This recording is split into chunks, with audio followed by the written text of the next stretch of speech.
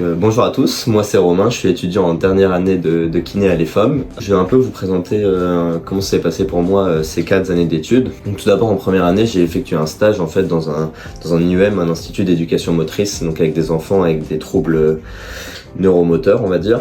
Et suite à ce stage, en fait, on m'avait proposé l'opportunité d'obtenir un CFA, donc un contrat d'apprentissage, et qui du coup permet le financement des 2 dernières années d'études, en contrepartie un engagement suite au diplôme de 2 ans dans cette structure.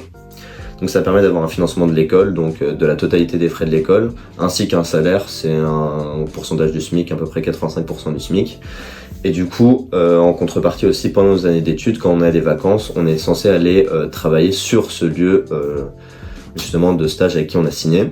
Donc moi ça s'est passé comme ça, c'est un lieu avec qui j'étais en stage et c'est le moyen le plus facile pour avoir un CFA, c'est de faire un stage dans un endroit qui peut potentiellement vous intéresser, un hôpital ou quoi. Donc l'avantage majeur c'est tout d'abord le financement, donc ça permet de pas payer l'école, ce qui représente un coût quand même considérable.